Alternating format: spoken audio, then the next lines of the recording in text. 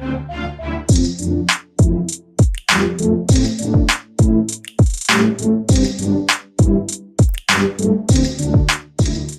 and welcome to ThePrint Softcover, an online platform for launching non-fiction books. I'm Vitasta, and we're joined by a trio of eminent economists and policymakers whose combined expertise has shaped global water, sanitation, and sustainability policy. We have Parameswaran Iyer, Executive Director of the World Bank, who previously served as CEO of Niti Aayog and Secretary in India's Ministry of Drinking Water and Sanitation, where he led the Swachh Bharat mission. Also with us is Dr. Arunabha Ghosh, founder CEO of Council on Energy and Environment and Water, a leading global think tank on sustainability. He's shaped climate and energy debates in India and worldwide. Lastly, we have with us Richard Damania, Chief Economist in the World Bank's Planet Vice Presidency, with senior roles across the bank, including as Chief Economist. These three have co-authored Water, Nature, Progress, Solutions for a New India, which has been published by HarperCollins. So this is the book. The book frames India's water challenges as both a crisis and an opportunity, offering deeper policy prescriptions, data-rich analysis, and real-world case studies to transform water management into economic progress. Each chapter delivers actionable strategies built on scientific, economic, and policy insights, exploring India's special relationship with water while presenting a blueprint to reform through policy shifts, public finance, private investment, and behavioral change. Thank you so much for joining me, sir. So, after reading this book, one realizes how deeply urgent the message it carries is. But I'll start by asking what was the trigger for this book and for this collaboration? And what drew you three to water as a subject? And how did it all come together? Do you want me to go first? Sure, sir. Okay, great. No, thanks for hosting us. I think that about a year and a half ago, when Arunabha, Richard, and I met in Washington, D.C. to one of the spring meetings, we started talking about water writ large, as we say, which is, water across its different dimensions.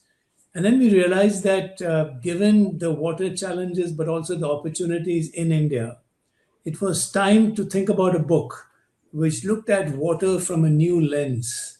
It looked at it across the spectrum of agriculture, its larger users, but also then we looked at urban, we looked at the circular economy, and we saw big opportunities. And we saw water could also become a business opportunity and economic opportunity. And then we looked at the governance of water. There had already been some integration before when the Ministry of Drinking Water and the Ministry of Water Resources were brought together in Jal Shakti. And then we thought this is a good time, given the climate change crisis, given the fact that agriculture use needed to become more, and practice needed to become more sustainable. This was an opportunity to put it all together and come up with 3 or 4 key messages and really focus upon them from a policy perspective. So that was the background. We started working together, and this book is a result of that conversation, which today is a book.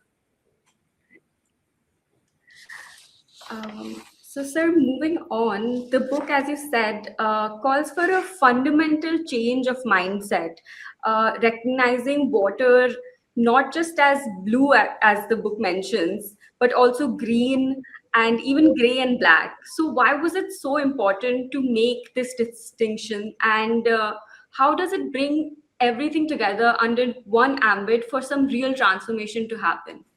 Let's start with some basics. So one of the things that this book does is it brings to light certain scientific facts that have been known, but not known well enough. So one basic scientific fact is that when it rains, where do you think the water goes? Most of us think that the water goes into rivers, dams, aquifers, and that is all correct. That's only 35%. 65% of your water sits in soils as soil moisture. That's called green water.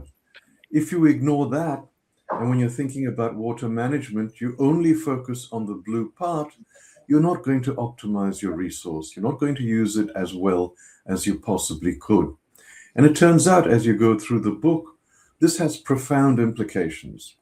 So just to take one example, if we only think about blue water, and clearly we want development in semi-arid areas, you will say, oh, I have to bring vast quantities of water from wherever they are, an enormous expenditure to pump and to grow rice. And yet, when we look at the green water, when we look at the soil moisture, it is much better to grow millets there. If you were to grow millets in the semi-arid areas, you would use A, 50% less water, B, you would use about 3 to 4 times less fertilizer. You'd get something which is nutritionally much, much better for you than the empty calories you get from rice. It's more labor intensive, you create more jobs, and so on and so forth. In sum, it is an opportunity. It brings economic benefits, it brings environmental benefits, and all around, it's a win-win. And that is the reason, one of the reasons why we wrote the book. Arunabha, please, over to you. Yes, and one more. I mean, Richard has already drawn that distinction or shone the spotlight on green water, which is invisible often to our eyes. We imagine water as blue flowing in our rivers and lakes, but it's there also in the soils. The majority of the rainfall is stored there. But then we also wrote the book to draw attention to the other colors of water, the gray and the black. What is that? That is the wastewater. Now, if wastewater is wasted, then it's also water that we are not optimizing as a resource.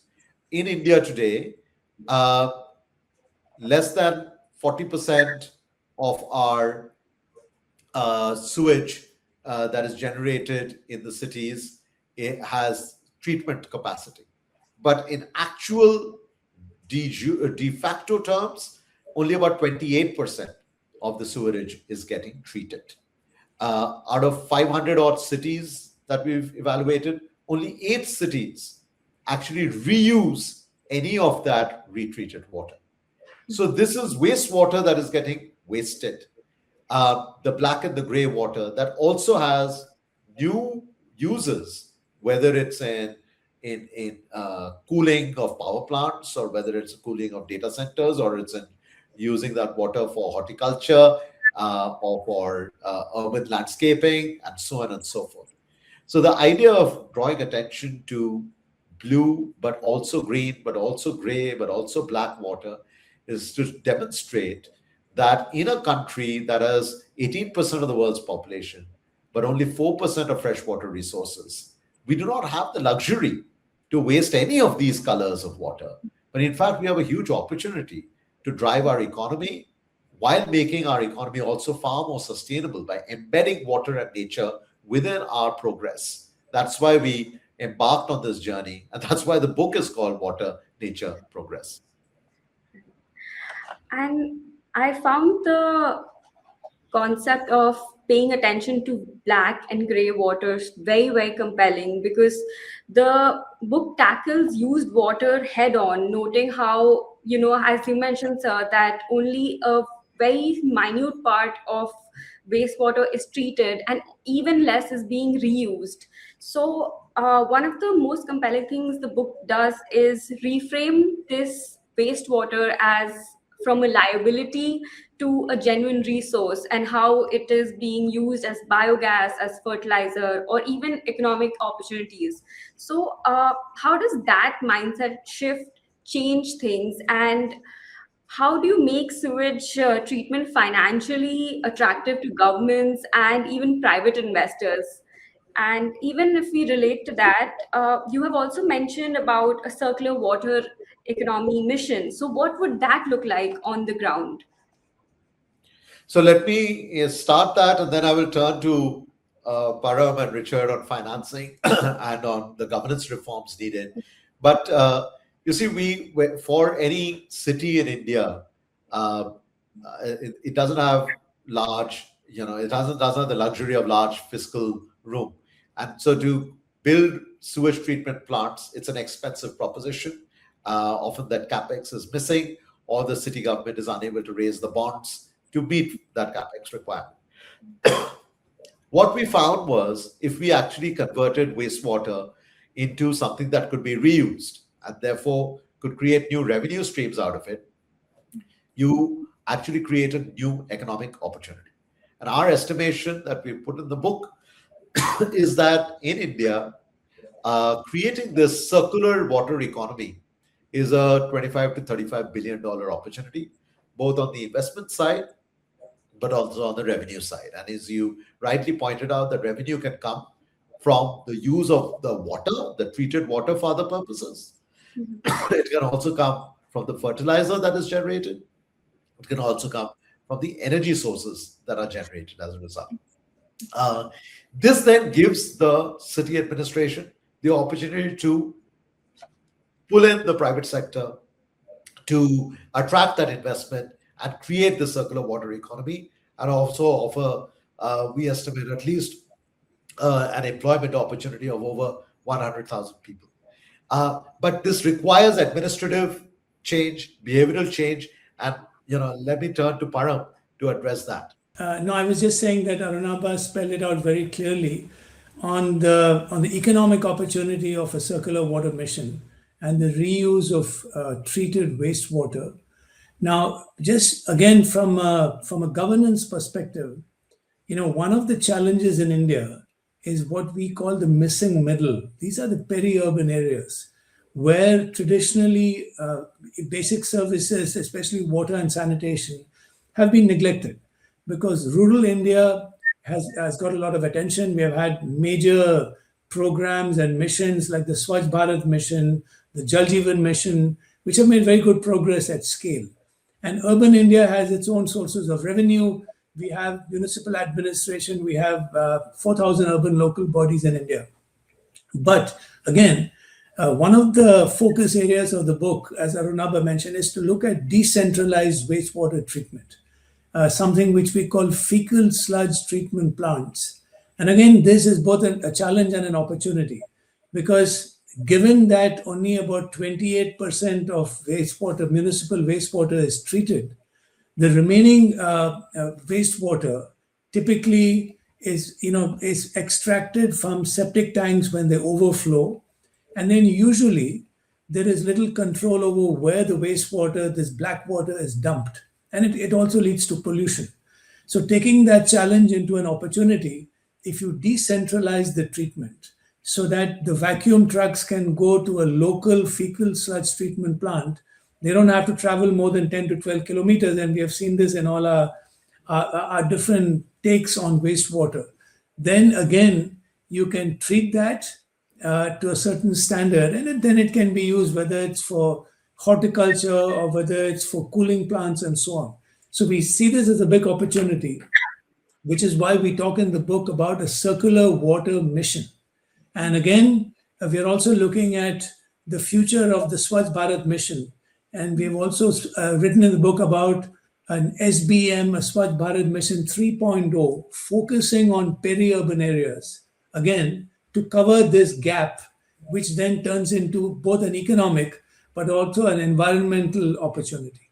And the book also points towards Singapore's sponge city model with about 50% green space, which absorbs rainwater, while cities in India like Delhi and Bengaluru have lost most wetlands and lakes.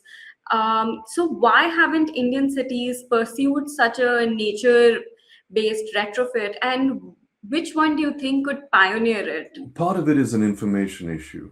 And one of the reasons why we write this book is to highlight how cost-effective the sponge city model can be and all the various benefits that it confers relative to something else. Once you've started building a city, it's very difficult to unbuild. But as we go forward, I think there is ample opportunity to get the recognition. And I think, when we can start with some of the mid-sized cities, start with a solid master plan that is always adhered to, almost slavishly, And we stick to that, and we have those green spaces, and we go forward from the green spaces. Now, one of the nice things, for example, about Singapore, which has some of the highest density of population, also very rich, we know that, is they say for every meter that they build concrete, they will have an equivalent meter of green. Whether you build the green up or you build the green horizontally or vertically, it doesn't matter. You build the green. It's not green for the love of being green. It's green because it confers direct, measurable economic benefits, whether it is in cooling your city, whether it is in terms of absorbing the floods that come in, and all the other benefits that you get. They're very, very well documented. But let me hand over to Arunabha, who has a added perspective on this. I think one of the things we have highlighted in the book is actually there's, with all the challenges, there's also a large number of solutions that we see, but they are in pockets. For instance, just like Param was earlier arguing about the decentralized water treatment, especially in the peri-urban areas. We've seen in Maharashtra, for instance, several small towns, community-driven sanitary inspections of local water resources that then allows for the community as well as for those decentralized treatment vendors, etc., to come together to offer better services, but which are also rooted in the ecosystem. What we've tried to highlight is that this whole concept of smart cities involves at least two things. One is protecting the wetlands as they are. India has done, actually, we've seen, and we've reported it in the book, a lot of work on building more what are called man-made or human-made wetlands. But at the same time, our natural wetlands have been declining. So net, we are not gaining. But with this experience, how do we secure the wetlands that exist? And again, often those wetlands exist in those peri-urban areas, because the water that is getting recharged there through the wetland becomes the source for the water that then flows into the cities. So again, you can create financing models around that. You pay for the ecosystem services that the peri-urban areas are providing for themselves and for the larger metropolises. Similarly, you can also bring in, we've highlighted startups, etc., that are offering these decentralized solutions. Again, by creating the right policy framework, we give a boost to the sort of, in a way, to Startup India, but in a new vector of activity on decentralized treatment. So the point we're trying to highlight, whether it's the Dhakuria Lake at East Kolkata wetlands, which are like the kidneys of Kolkata, or it is the wetlands that are there in Kochi in Kerala, or what efforts are being made in Tamil Nadu, or the community-focused approach in Maharashtra, we do have a lot of solutions. Community-driven, innovation-driven, startup-driven, and in some cases, policy and regulation-driven.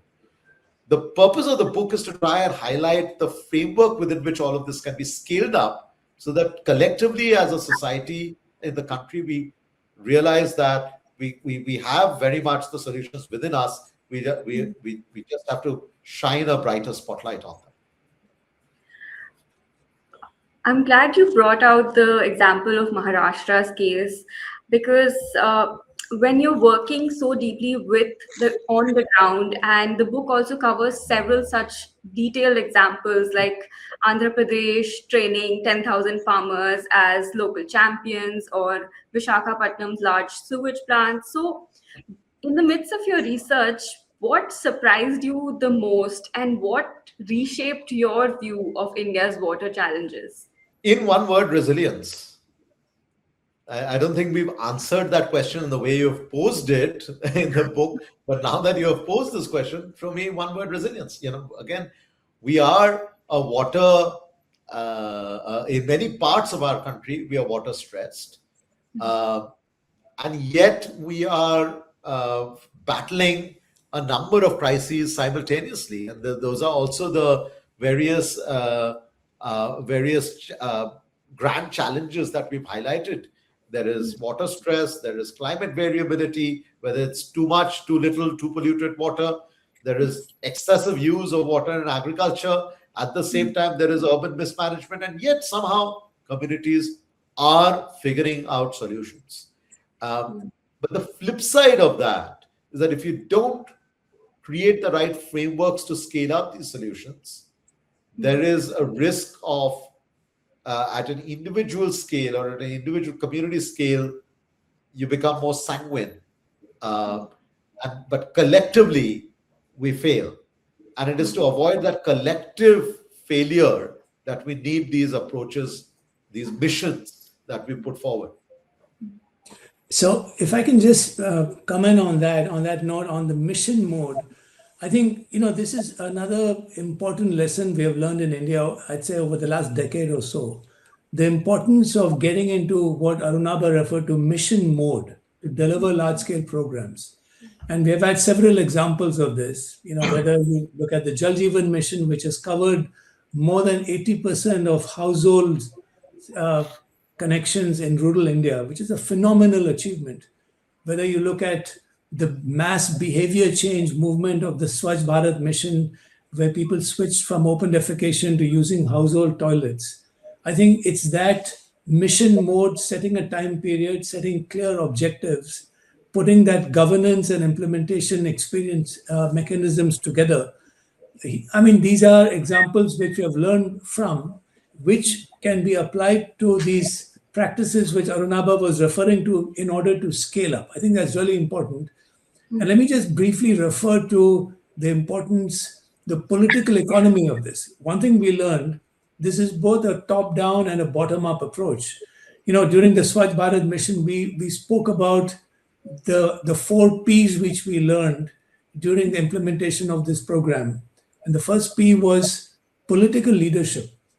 This was the first time the Prime Minister of India was talking about a topic which hitherto was not discussed, open defecation, the dignity of women, and getting people to change their behavior to use toilets. So P for political leadership, P for both public and private financing. It is important to commit resources for a public good like sanitation.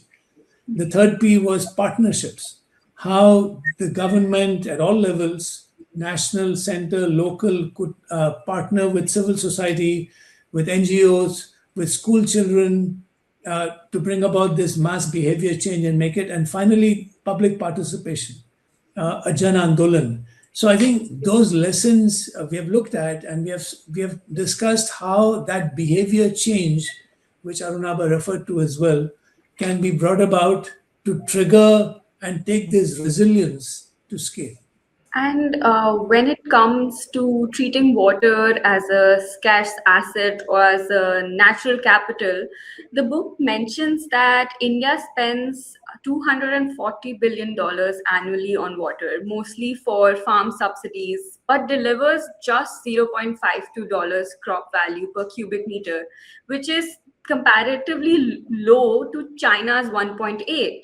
So why has this inefficiency persisted despite these huge budgets, and how can like you've suggested, smart tariffs like volumetric pricing triple farm returns without pricing out small farmers? Sure. Look, first thing I'll say, and I'll repeat it so that there's no misunderstanding, what we are not saying in the book is to charge the poor farmer, the subsistence farmer, for water. We're clearly not saying that. But what we are saying, and this is true just in human behavior anywhere in the world, that if I give you water that is scarce for free, the economic signal that you receive is that water is free, which means it's abundant. So if it's abundant, what will you do? You will use it carelessly. You will overuse it. And there's plenty of examples right around the world where in areas that are water scarce, where we provide water that is free, the water is not used as judiciously as it could be and it should be. So there's a variety of approaches that we can use to encourage more judicious use of this resource. And, I really want to emphasize, and my colleagues and my co-authors have said this, but let me say it more bluntly. One of the central underlying messages of this book is that water is not just something environmental. It's not just something that should concern the water ministry. This is an economic asset. And when you don't have it, and when it's polluted, and overpollute it, it is an economic liability. So this is an economic issue. And your question pointed very clearly to the fact that when you don't treat it as an economic asset, you don't use it very well, and you don't get the returns that you could get and that you deserve to get. So there are solutions at hand, and we certainly can get there. And finally, you write in the book that hope is not a strategy, but it is a start. So, what's the core vision you want Indian policymakers and even citizens to take away from the book? Okay, so look, I think that there are 3 or 4 messages. As we have said in the book, we have not tried to cover the entire spectrum of water resource management. We've got 3 or 4 simple, focused messages, which I'd just like to touch upon from a policy perspective.